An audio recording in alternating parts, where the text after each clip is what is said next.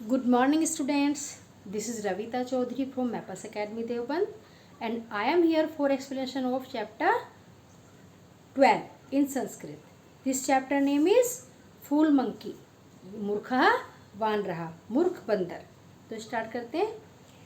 नर्मदा नदी तीरे एक वृक्षा आसीत. नर्मदा नदी के तीरे किनारे एक वृक्षा पेड़ आसीत था. नर्मदा नदी के किनारे एक पेड़ था.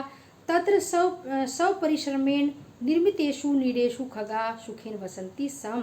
तत्र वहाँ सौ परिश्रमेण अपने परिश्रम से निर्मितेषु बनाए हुए नीडेषु घोंसलों में खगा पक्षी सुखेन सुख से वसंती सम रहते थे.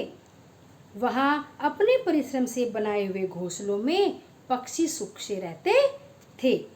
तत्र वृक्ष तले एकः वानरा अपि वसंती सम.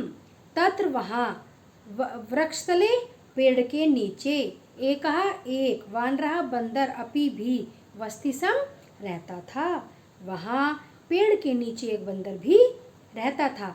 एकदा महती वृष्टि अभवत. एकदा एक बार महती अत्यधिक वृष्टि वर्षा अभवत हुई. एक बार अत्यधिक वर्षा हुई. स वानरः वृष्टि जलेन अतीव आद्रः कंपिता च अभवत. स वह वानरः बंदर वृष्टि जलेन वर्षा के जल से अतीव अत्यधिक आद्रः भीग गया. कंपिता च अभवत और कंपित अभवत हुआ अर्थात कांपने लगा. वह बंदर वर्षा के जल से अत्यधिक भीग गया और कांपने लगा. खगा शीतेन कंपमानम वानरम दृष्ट्वा अवदन्. खगा पक्षी शीतेन ठंड से कंपमानम कांपते हुए वानरम बंदर को दृष्टवा देखकर अवदन् बोले. पक्षी ठंड से कांपते हुए बंदर को देखकर बोले. क्या बोले? भो वानरः, हे बंदर, त्वम कष्टम अनुभवसी. तुम कष्टम कष्ट को अनुभवसी अनुभव करते हो. तुम कष्ट अनुभव करते हो. तत् फिर कथम गृहस्य निर्माणम न करोसि. कथम क्यों गृहस्य घर का निर्माण नहीं करोसि करते. फिर घर का निर्माण क्यों नहीं करते. तव दुखस्य कारणम त्वं स्वयं एव असि. तुम्हारे दुखस्य दुख का कारण तुम स्वयं एव ही असि हो. तुम्हारे दुख का कारण तुम स्वयं ही हो. एतत् श्रुत्वा सह वानरः खगानां नीडानि वृक्षात् अधः अपात्यत.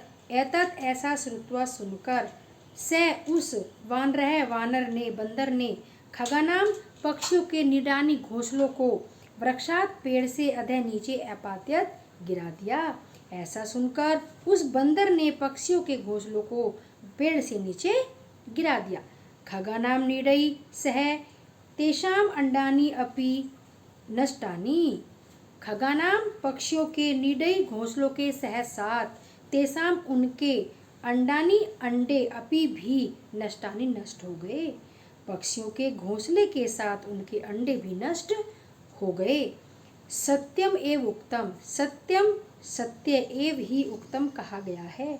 सत्य ही कहा गया है. उपदेशो ही मूर्खानाम प्रकोपाय न शांतये.